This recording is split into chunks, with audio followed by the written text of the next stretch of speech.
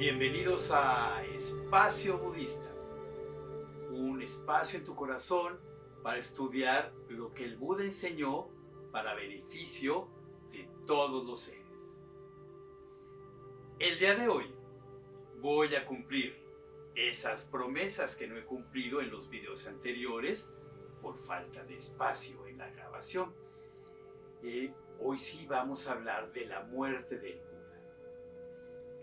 Pero antes de empezar con este tema, quisiera agregarles un poco de una enseñanza crucial que el Buda dio en algo que se llama las enseñanzas del loto blanco. Es una enseñanza larga, pero que vamos a dar nada más el resumen. Y es que el Buda comparó las características de la mente humana con el loto blanco. Es una hermosa flor que actualmente representa la budeidad, y esta hermosa flor nace en el lodo, nace en los pantanos, nace en la mugre del lodazal y de todos los componentes que ahí pueden tener. Sin embargo, la flor en sí es una flor completamente blanca, pura y prístina, que no tiene mácula alguna. Y él decía que la mente humana y que la mente en sí tiene esa característica maravillosa de que no importa cuántas máculas nosotros impregnemos en nuestro continuo mental a través de emociones conflictivas o de acciones negativas que dañan a los demás. Sin embargo, la mente clara, la luz clara de la mente más sutil, como se le llama, va a estar siempre ahí sin mácula alguna. Más adelante hablaremos con más profundidad de la mente, pero mientras tanto, la mente humana y la mente en sí es una entidad completamente pura y limpia.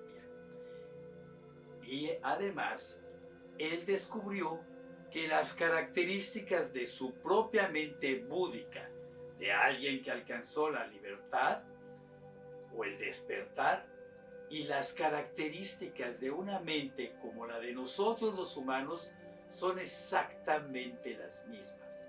No hay cambio alguno. Por ende, nosotros, los seres humanos, poseemos el potencial búdico, o también llamada la naturaleza búdica. Algo que podemos lograr de aplicarnos, de desarrollar nuestra espiritualidad hasta alcanzar ese estado de la budeidad, del despertar. Por esto es muy importante esta enseñanza que el Buda dio. Todos somos potencialmente Budas. Muy bien. Y ahora sí, vamos a hablar un poco de lo que fue la vida del Buda y adicionalmente su muerte, porque ya revisamos su infancia, su juventud, su etapa adulta temprana, pero ahora durante toda la vida, cuando ya él era un Buda y había dado las enseñanzas a los ascetas y había empezado a ir por diferentes lugares, él siempre fue un maestro peripatético, lo que significa que él siempre estuvo por todos lados, caminando, buscando a ver a quién le daba enseñanzas. Y no le costó mucho trabajo empezarse a hacer de muchos adeptos que empezaron a seguirlo. Lo siguieron durante toda su vida. De hecho, formó un grupo de budistas que tuvieron ya unas características espirituales avanzadas y en esa vida alcanzaron bajo su enseñanza la budeidad. A esto se le llama Sangha, o es la comunidad budista. Él iba caminando a diferentes ciudades, ya fuera solo o acompañado, que después de que empezó a hacerse famoso nunca le faltó compañía. Entonces la gente se acercaba a él y mientras le preguntaban, él les contestaba y les daba una enseñanza que pudiera ser crucial en ese momento para esta gente. Y así lo consultaron acerca de problemas económicos, problemas del patrimonio y toda una clase de problemas distintos. Pero brevemente vamos a ver qué hacía el Buda cuando era un día común y corriente. Bueno, pues el Buda normalmente meditaba, gozaba muchísimo de esa característica de una mente clara, de una mente en toda su extensión poderosa, que se daba cuenta de la realidad como era y podía entender la realidad relativa y la realidad última, como se le llama. Él estaba entonces meditando constantemente, morando en ese estado de profundidad, de inmersión meditativa y observando qué es lo que pasaba y cómo pasaban los problemas que teníamos los seres humanos. Al mismo tiempo, estaba también inmerso en otras características como el ver y disfrutar lo que pasaba inclusive en otros planos. Entonces, cuando no viajaba, estaba siempre inmerso en sus meditaciones. Y cuando viajaba, enseñaba, no solamente a personas en lo particular, sino a grupos. Y cada vez estos grupos fueron de mucha gente. Quizás superaban las 500 personas o las 1000 personas. Siempre estaba lleno de gente. Hubo grupos de 2000 o de 3000 y él tenía habilidades impresionantes para enseñar a todos ellos. Se decía que él tenía la habilidad de hablar en 23 idiomas o lenguas diferentes. No había necesidad de traductor simultáneo, ¿no? Inclusive podía él estar en 2 lugares a la vez. Podía enseñar en un lugar y podía enseñar otras enseñanza en otro lado. Entonces, en verdad era algo extraordinario lo que él hacía. Y bueno, pues con todas esas atribuciones y esas facilidades que tenía el Buda, si no meditaba, enseñaba. Se mantenía muy ausente de las situaciones y características del mundanal ruido, puesto que él ya estaba más que trascendido, ya sabía que todo eso era una ilusión y algo que iba a pasar.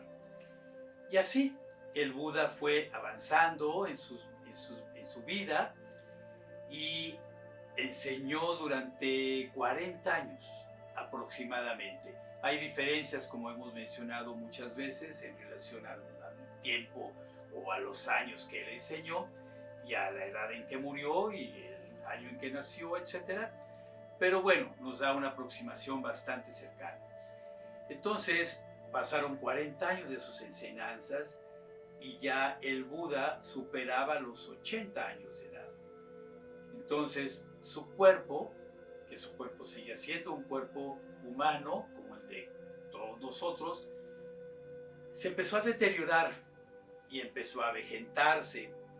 Y así un día le dijo a Ananda, su asistente, que había llegado el momento en que él tenía que morir.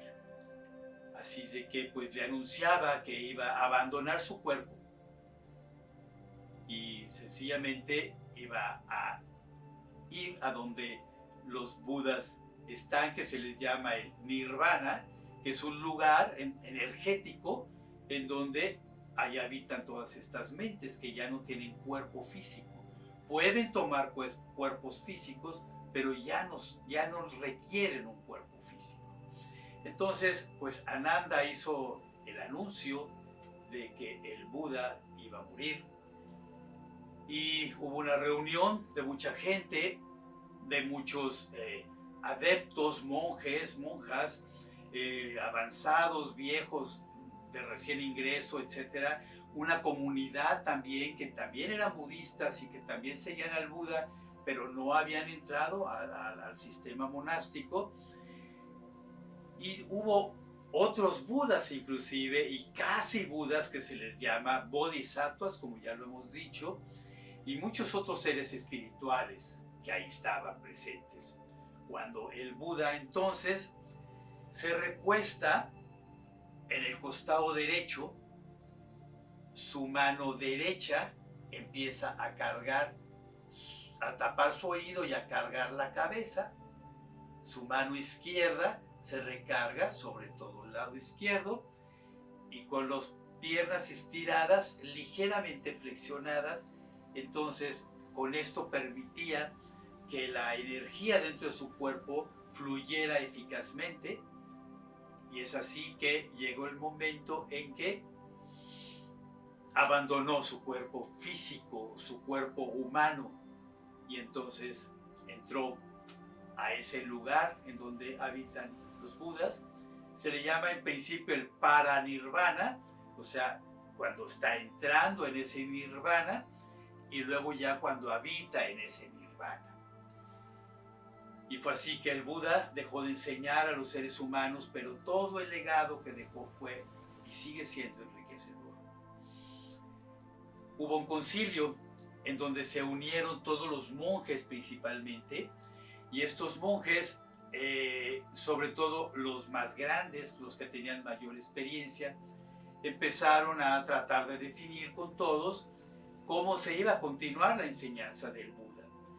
Muchos aportaron ahí algunas cuestiones acerca de que sería muy bueno cambiar tal o cual enseñanza que el Buda había dado en cierto momento hacia ciertas personas y que él consideró prudente darlas como lo hizo, pero que ahí estaban para la posteridad y que para que fueran al alcance de todos sería bueno hacer algunos cambios.